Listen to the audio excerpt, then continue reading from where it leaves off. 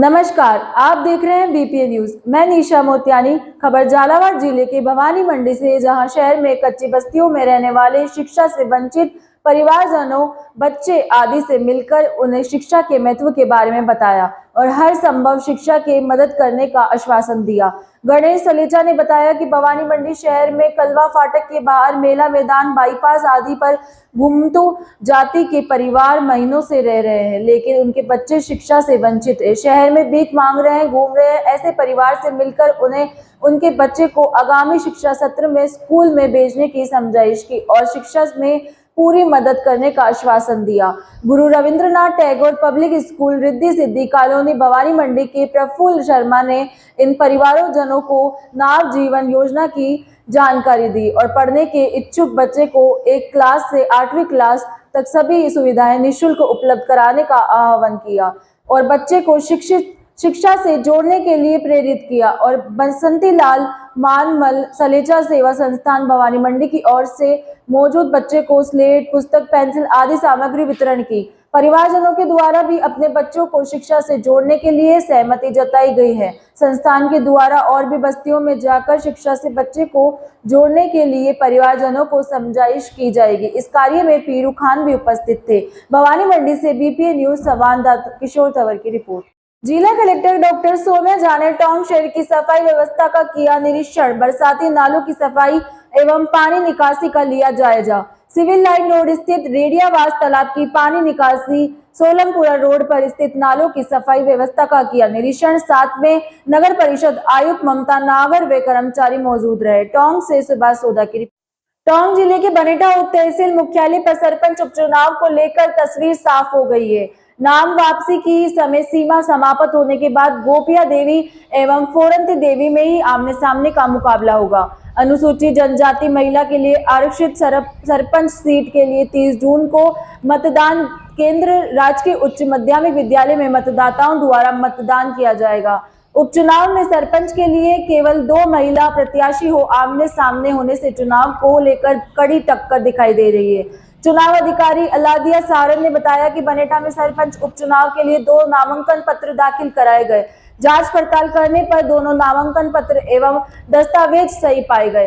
प्रत्याशियों द्वारा नाम वापसी के समय सीमा तक किसी भी प्रत्याशी ने अपना नाम वापस नहीं लिया, जिसके बाद प्रत्याशी गोपिया देवी पत्नी शंकरलाल मीणा निवासी सरदारपुरा को बल्ला एवं फोरंती देवी पत्नी रामराज मीणा निवासी मीणों की झोपड़ियां को अलमारी चुनाव चिन्ह आवंटित किए गए हैं। सरपंच पद के लिए 30 जून रविवार को सुबह 7 बजे से शाम 5 बजे तक मतदान केंद्र राजकीय उच्च माध्यमिक विद्यालय बनेठा में मतदाताओं से वोट डलवाए जाएंगे। मतदान के पश्चात मतगणना कर विजयी प्रत्याशी की घोषणा की जाएगी। टोंक से सुभाष सोदा की रिपोर्ट। टोंक जिला अध्यक्ष अजय सिंह मेहता की अध्यक्षता में प्रसिद्ध शिक्षाविद एवं जनसंघ के संस्थापक सदस्यों में से एक सुंदर सिंह भंडारी की पुण्यतिथि पर कार्यक्रम आयोजित करते हुए श्रद्धांजलि दी गई।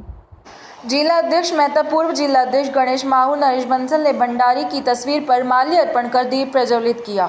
इस अवसर पर जिला अध्यक्ष अजय सिंह मेहता ने सुंदर सिंह भंडारी के जीवन पर प्रकाश डालते हुए कहा कि यह हमारा सौभाग्य रहा है कि ऐसी महान विभूति हमारे राजस्थान के उदयपुर में जन्मी और राजस्थान को निरंतर उनका मार्गदर्शन मिला। मेहता ने कार्यकर्ताओं को कहा कि पार्टी है तो हम हैं, हमारी कोई पहचान नहीं है, हमारी पहचान हमारी पार्टी से है। मैं स्वयं कुछ नहीं हूँ, पार्टी की है तो अजय सिंह मेहता है। जिस प्रकार सुंदर सिंह भंडारी ने संत जीवन जिया, उसी प्रकार हमें अपने निजी हित नाराजगी छोड़ पार्टी में कार्यों में जुट जाना चाहिए। हमें प्रधानमंत्री नरेंद्र मोदी के विकसित भारत के संकल्प को पूरा करना है और ये पूरा जब हर कार्यकर्ता, हर नागरिक अपनी आहुति राष्ट्र हित में देगा। मेहता ने कहा कि चुनावों में कार्यकर्ताओं ने बहुत मेहनत की, पर निश्चित रूप से हमारे में कुछ कमियां रही होंगी और हम उन कमियों पर ध्यान देते हुए दूर करने का निरंतर प्रयास करेंगे।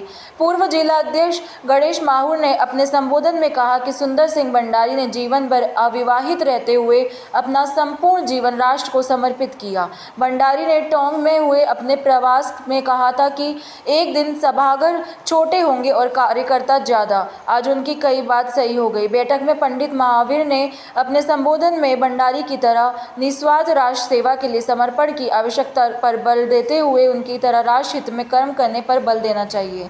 अपने संबोधन में लोकसभा संयोजक रहे नरेश बंसल ने इस कार्यक्रम में उपस्थित कार्यकर्ताओं को बताया कि सुंदर सिंह भंडारी ने पूरे देश में भारतीय जनता पार्टी की जड़ें फैलाने का काम बहुत कठिन परिस्थितियों में किया है। उन्होंने विभिन्न दायित्वों का निर्वहन करते हुए संघ के प्रचारक रहते हुए आपातकाल में जेल गए और इसके पश्चात जब भारतीय जनता पार्टी का गठन हुआ तो भंडारी ने पार्टी की संविधान लिखने में भी अपना योगदान दिया। कार्यक्रम का संचालन करते हुए राज्य सफाई कर्मचारी आयोग के पूर्व सदस्य दीपक संगत ने किया। कार्यक्रम में खेमराज मीणा, ओम प्रकाश गुप्ता, महिला मोर्चा पूर्व जिला अध्यक्ष बीणा जैन, सोशल मीडिया संभाग का संयोजक जूली शर्मा, महिला मोर्चा महामंत्री ममता शर्मा, महिला मोर्चा संयोजक अंजलि गुप्ता, संगीता सेन, मंडल अध्यक्ष राजेश शर्मा, शैलेंद्र जैन, बबलू सेन, महेंद्र चौधरी, रमेश गढ़वाल, चेतन जैन, पार्षद हकीकत राय सोदा, गुड्डू चावला, जयनारायण वर्मा, पार्षद राहुल गुज्जर, रविंद्र कुमावत, सीताराम चावला, विनोद पोरवाल, नफीस मंत्री, प्रियवीर सिंह, रामबाबू पार्षद, अमजद अली, मनोज वाल्मीकि, कार्यक्रम प्रभारी बादल साहू, अंकित शर्मा, निखिल गुप्ता, राहुल कुमावत, बाबूलाल शर्मा, पार्षद अमजद अली, आसिफ भाई, राम गोपाल बाजिया, विष्णु चावला, भवानी सैनी, विश्वजीत राठौर आदि कार्यकर्ता उपस्थित रहे। टोंक से सुभाष सोदा की। माननीय सुंदर सिंह जी की आज पुण्यतिथि पर कार्यकर्ताओं ने श्रद्धांजलि अर्पित की और सभी पार्टी के वरिष्ठ नेताओं ने माननीय सुंदर सिंह जी भंडारी जी के जीवन पे प्रकाश डाला और इसके उपलक्ष्य में एक संगोष्ठी रखी गई थी विकसित भारत। उस विकसित भारत का जो स्वरूप आज देश के अंदर 2014 से 24 का बना है, लगता है कि माननीय प्रधानमंत्री नरेंद्र भाई मोदी जी ने तीसरी बार प्रधानमंत्री बने हैं। उन्होंने डॉक्टर श्यामा प्रसाद मुखर्जी, पंडित दीनदयाल उपाध्याय, सुंदर सिंह जी भंडारी जी के सपनों को साकार करने का काम करा। कश्मीर में 370 हटाकर समान नागरिक संहिता लाकर, नागरिक संशोधन बिल लाकर, भगवान श्री राम का भव्य मंदिर बनाकर, 3 तलाक पर कानून लाकर हम कह सकते हैं कि जो सपना हमारे महापुरुषों ने देखा था उसको पूरा करने का काम करा है। अभी भी बहुत काम इस देश में करना बाकी है। देश में प्रधानमंत्री नरेंद्र भाई मोदी जी के नेतृत्व में निश्चित विकसित भारत को लेकर हम आगे निकल चुके हैं। 13वीं आर्थिक दर से हम 5वीं आर्थिक दर पर आगे चुके हैं और तीसरी दर पर जाने की तैयारी है। विकसित भारत का जो मैप माननीय प्रधानमंत्री जी बनाया है 2047 का भारत कैसा होगा, उसकी तैयारी लेकर हमारा देश जिस तरह से आगे बढ़ रहा है, पूरा देश नहीं दुनिया भारत को मान रही है। हर क्षेत्र में हम आगे निकल चुके हैं।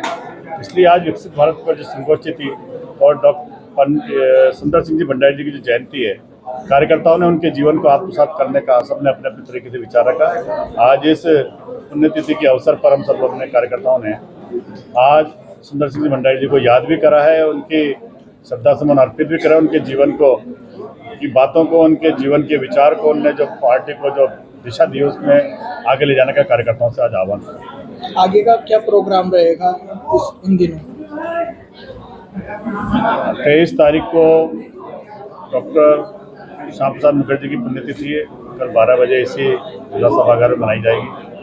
25 तारीख को आपातकाल में जो लोकतंत्र सेनानी जी हैं उनका सम्मान किया जाएगा।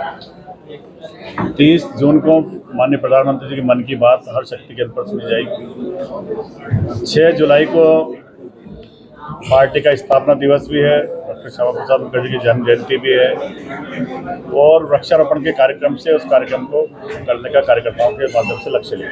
देवली उनियारा उपचुनाव को लेकर भी चर्चा की गई, तो पार्टी संगठन के लिए क्या रूपरेखा तैयार है? भारतीय जनता पार्टी का कार्यकर्ता हमेशा पार्टी के लिए काम करता है। निश्चित सामने उपचुनाव नजर आ रहा है तो चर्चा होना स्वाभाविक है और चर्चा इस बात की भी है कि पार्टी वहां पर विजय हो और कार्यकर्ताओं में अभी से जोश भरने की तैयारी है। कार्यकर्ताओं के बीच में जाने का भी तैयारी शुरू कर दी है और कहीं ना कहीं मुनियारा देवली की अब की विधानसभा के उपचुनाव के अंदर निश्चित पार्टी कहीं ना कहीं बड़े अंतर से जीत की तैयारी है।